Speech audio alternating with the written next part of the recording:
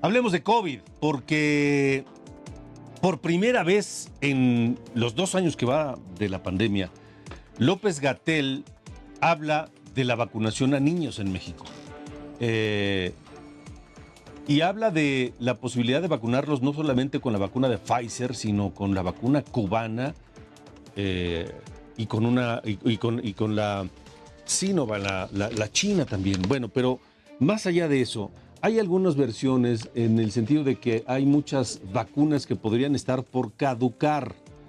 Y cuando el presidente anuncia que a partir de mayo podría comenzarse la campaña nacional de vacunación contra COVID para niños en todo el país, y cuando se establecen centros de vacunación para todo mundo, para cualquier persona que necesite una, dos, tres dosis o cuatro hasta de refuerzo, pues no es que uno sea mal pensado, pero dicen por ahí, piensa mal y acertarás. Le agradezco a la doctora Lorian Jiménez Favila, doctora en ciencias, investigadora de microbiología de la UNAM, doctora en ciencias por Harvard, que nos acompaña. Usted la conoce bien, una mujer, una científica que ha estado muy activa en este tema de la pandemia de coronavirus, que nos acompaña esta noche, pues porque parece que por fin alguien tuvo la sensatez de pensar en los niños mexicanos para vacunarlos. Doctora, buenas noches. ¿Qué tal, Alejandro? Muy buenas noches. Buenas noches a todo el auditorio. Pues sí, bueno, en este momento apenas se está hablando de la posibilidad de que esto se haga. Eso, pues sin duda, pues es positivo. Se debió haber hablado, no solo hablado, se debió haber actuado para lograr la vacunación de los menores de edad desde hace mucho tiempo. Para que el auditorio lo entienda, la vacuna de Pfizer es la vacuna que se utiliza para los menores de edad. Es la vacuna que está aprobada por la FDA en Estados Unidos, por la EMA en Europa, por la Organización Mundial de la Salud, etcétera, etcétera, y que se está utilizando en prácticamente todo el mundo para vacunar a los menores de edad. Entonces, la primera aprobación era en el grupo de 12 a 17 años. Esa aprobación aquí en México se dio desde junio del año pasado, desde mediados de junio del año pasado. Sin embargo, aquí el gobierno mexicano se negó a vacunar a esa población y solo no fue hasta mediados o finales del mes de diciembre pasado cuando deciden sí vacunar a algunos menores de edad e incluir en este grupo solo a los de 15 a 17 años.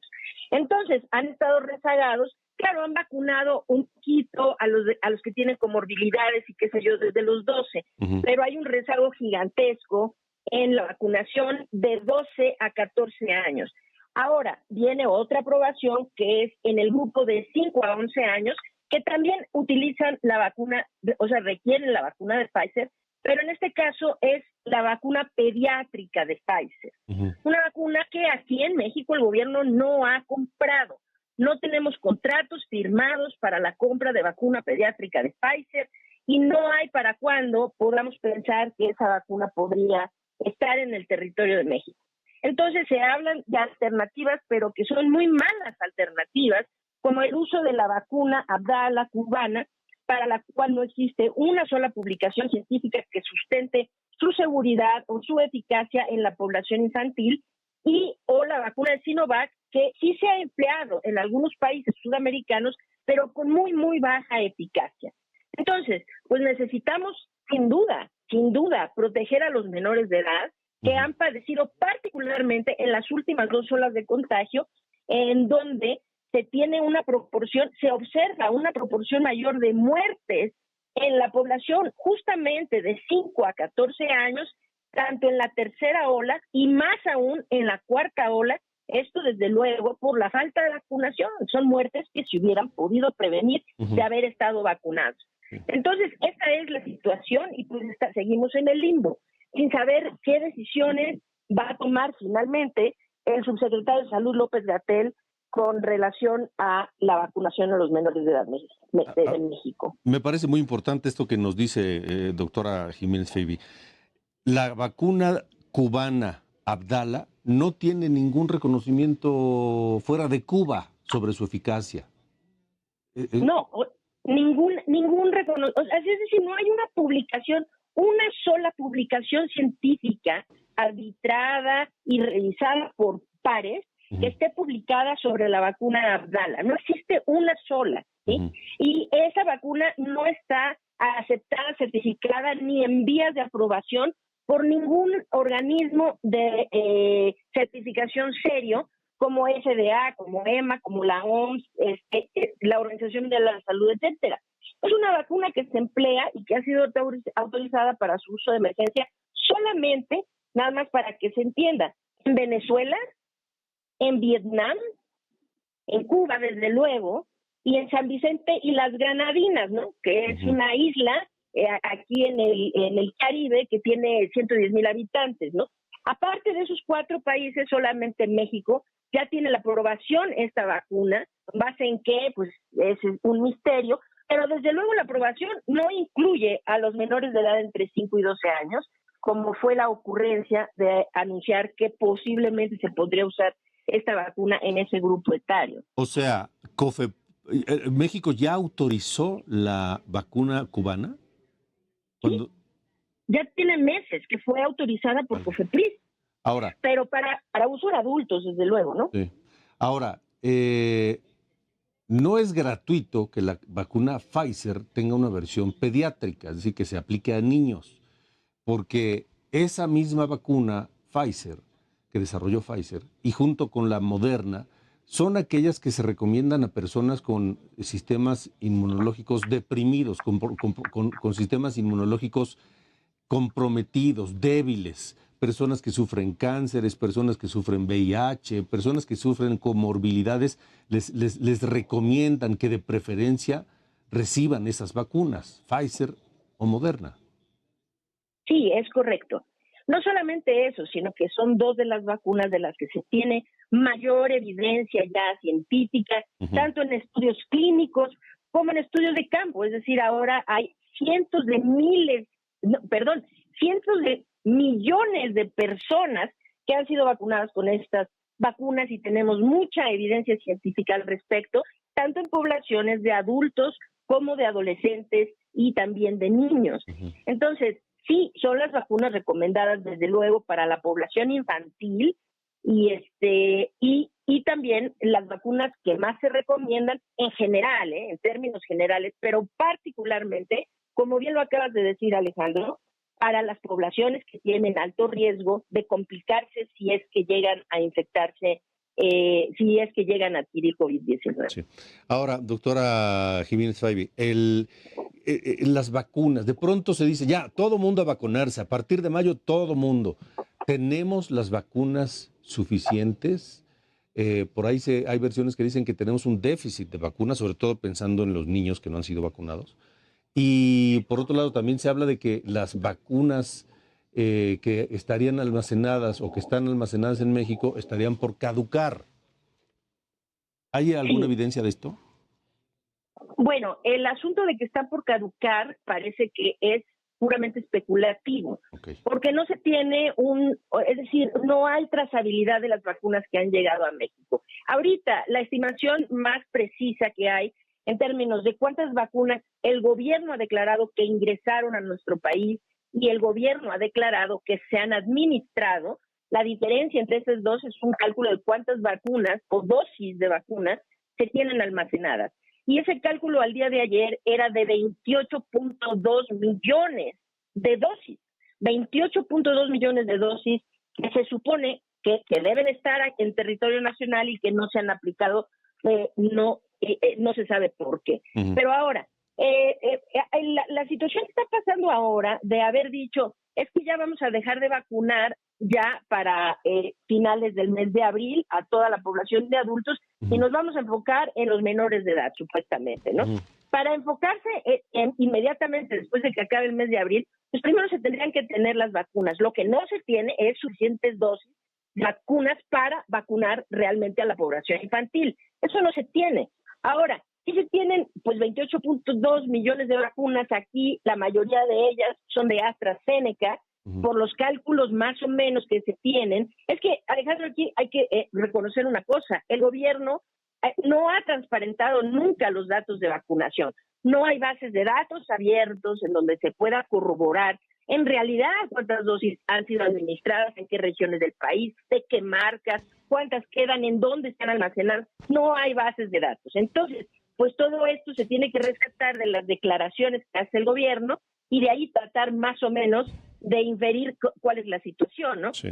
Pero el problema que se está viviendo ahora es que ahora dicen, toda esa complicación que armaron antes con las brigadas correcaminos y con esto, que no dejaban que los estados tuvieran la libertad de vacunar como ellos quisieran, sino que todo se hizo muy centralizado, pues ahora de repente ya dicen, ya no, ahora van a estar en su clínica favorita y preferida, y va a haber vacunas, y vacúnese quien sea, no hay ningún requisito, no necesita registrarse, no necesita nada, nomás llegue y diga qué dosis le toca y vacúnese.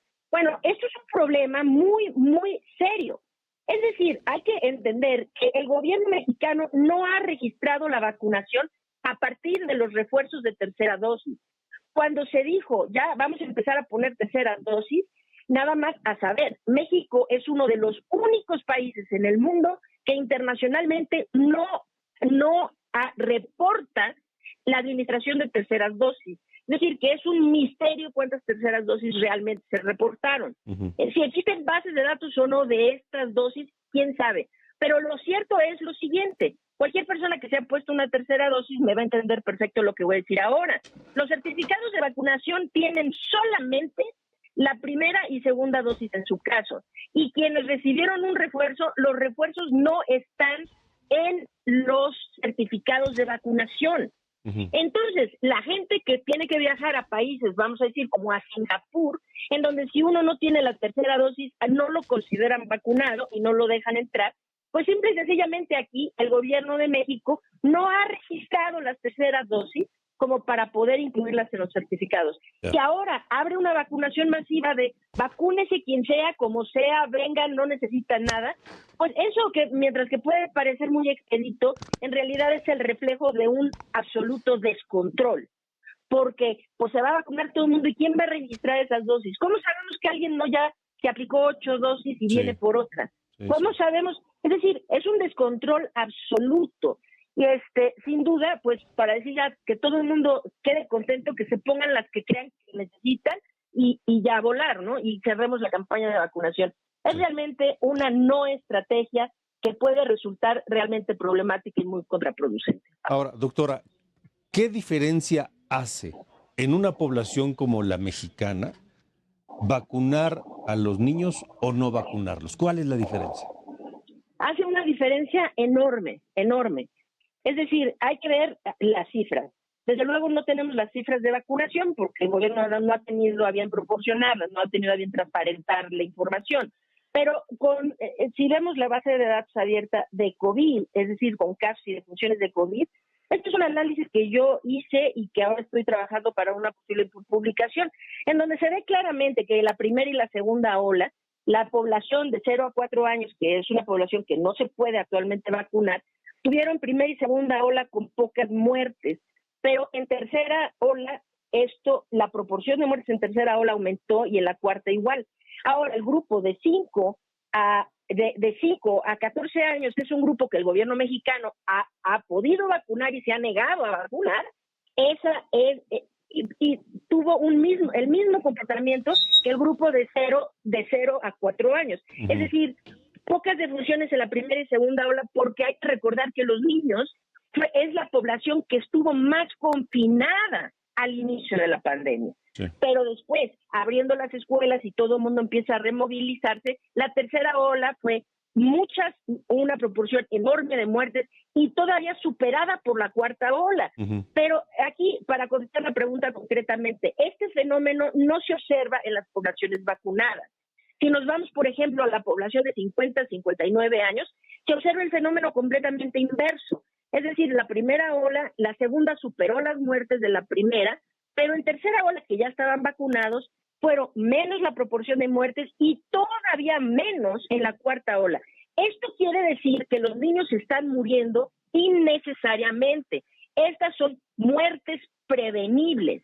Y entonces, cuando COVID-19 está marcada por el INEGI desde 2020 y 2021 como una de las 10 principales causas de muerte en todos los grupos etarios, incluyendo los menores de edad, no existe una sola excusa razonable para no vacunarlos. Hace una diferencia enorme. Estamos hablando de salvar vidas y de proteger a nuestra población infantil. De acuerdo. Pues, doctora Lorian Jiménez Faibi, gracias por haber estado con nosotros. Siempre es muy, muy, muy grato e ilustrativo escucharla. Al contrario, muchísimas gracias. Un placer siempre estar en el programa. Igualmente, gracias. Buenas noches. Son las 8:45. Tenemos más información aquí en República H.